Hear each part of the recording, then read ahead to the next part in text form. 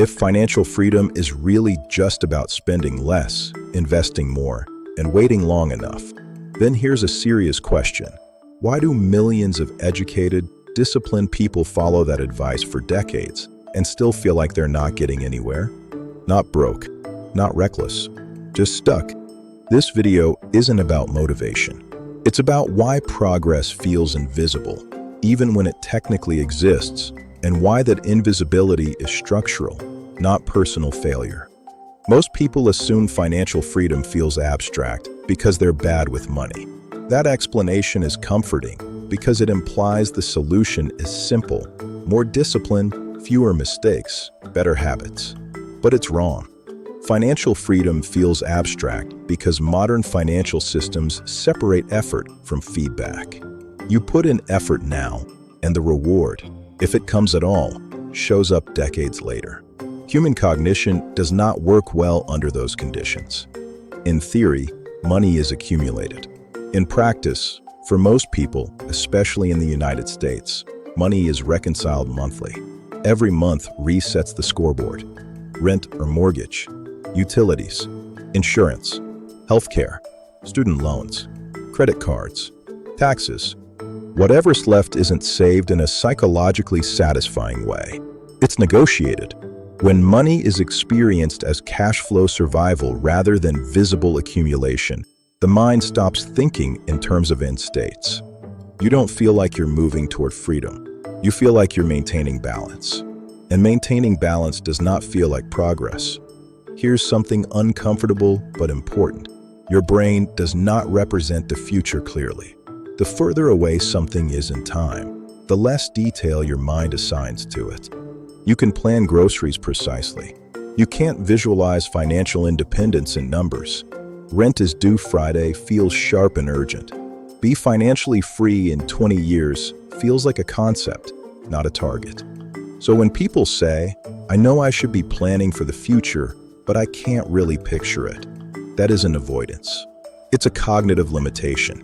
Financial freedom lives too far away to feel real unless it's aggressively translated into near-term signals. Now add present bias.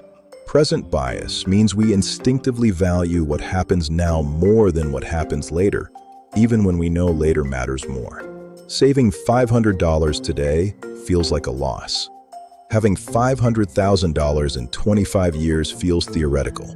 Future money does not emotionally register as real money. That's why people can intellectually agree with good financial advice and still fail to act on it consistently. It's not hypocrisy, it's wiring.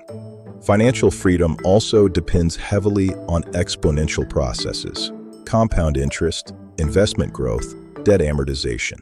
Humans are terrible at intuitively understanding exponential change.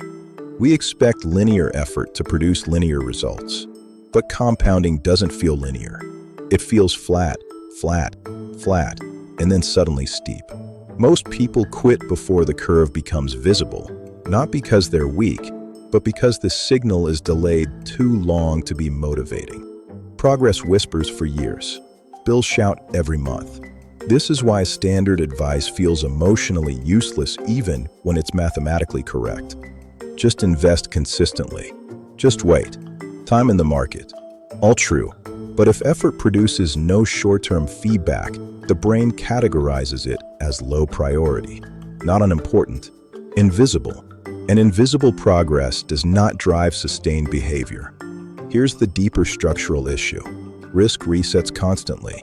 Progress doesn't. Every month, a medical bill can appear. A job can disappear. An emergency can erase years of savings. So even when net worth goes up, felt security does not increase proportionally. The system trains people to stay alert, not to feel safe. And a mind trained on risk does not generate visions of freedom.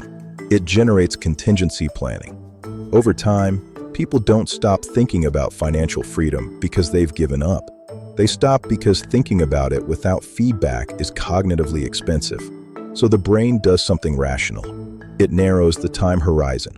It optimizes for the next paycheck. And it calls that realism, not laziness, not failure, adaptation. Financial freedom becomes concrete the moment progress becomes visible, not inspirational, not symbolic. Visible. One number, one direction, one rule. If you can't answer questions like, how many months could I survive without income? Is my dependency on my job shrinking or growing? Or is my financial risk decreasing year over year? Then freedom isn't abstract. It's undefined. Financial freedom isn't a destination. It's a measurement problem.